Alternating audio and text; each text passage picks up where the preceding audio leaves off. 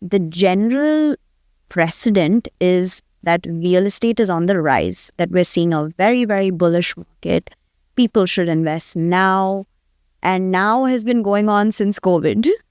So when does this now end? When will it not be favorable probably? Or when is it probably a little bit wiser to move to other financial instruments or investments aside from real estate? I know that you have a background in real estate and you would be biased and say that, real estate is the way to go. But somebody who has the kind of information that you do on other financial tools, do you really think that this bull run is going to last forever? No. I am, of course, in real estate, and whatever opinion I give can be termed as conflict of interest. But still, I'll give you, since you've asked this question, I'll try to be as unbiased as possible. Every economy, every culture, every country goes through a phase of explosive growth. Mm-hmm. I think that UAE is going through that explosive growth now. The challenge is that it has gone through periods of booms and busts, where the properties have crashed and people have burnt fingers, and it was reported widely by media as well.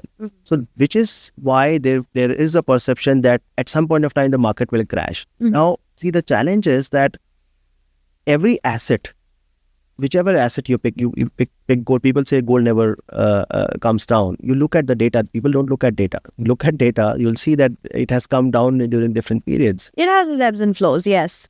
All asset classes. Look at equity. People say in US and in India that the stock markets will keep rising.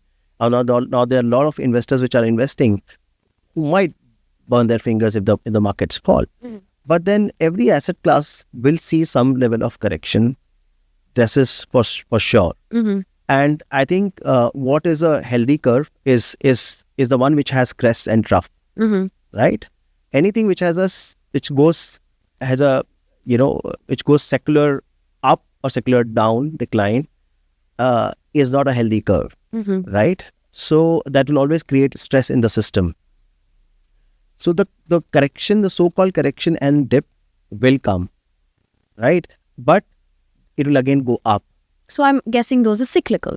It's not cyclical and nobody knows about it. See, the thing is that, there are a lot of pundits and gurus I also see on YouTube who say that the market will keep going up. It will not. Right. There are also videos who claim that it's a bubble, it will burst. Imagine if somebody knows this information, that when it is going to bust or when it is going to go up, you'll sell all of your assets, everything down to your shoes, and wait for that period and invest and make tons of money and become a billionaire. Nobody knows that. Right. People say these things for likes and shares and because they want to be seen and heard in social media. Otherwise, nobody knows. I don't think so as a serious investor. So as a real estate practitioner, I have made 4 investments this year itself.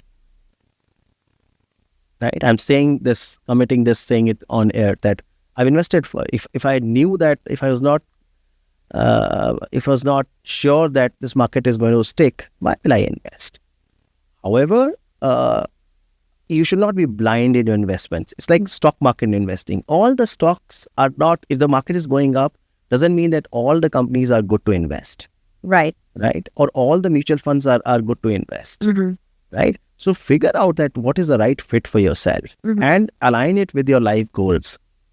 I always try and tell clients, suggest clients, advise clients. They're very wise people, wiser than I am. But I always try and say that it should fit in your financial goal, long-term financial goal. Real estate is a big investment. Right. It's not a liquid investment. It is not, contrary to popular belief. Yes, you can't sell one room out of your house, right? You have to sell the entire property. Right. So it is. So one has to be careful about taking the bet. And if you invested in a wrong kind of a property, you might be stuck into it, and then you have to sell it as a distress at a loss. So that's why, and this is where the role of an advisor comes. Choose your advisor wisely.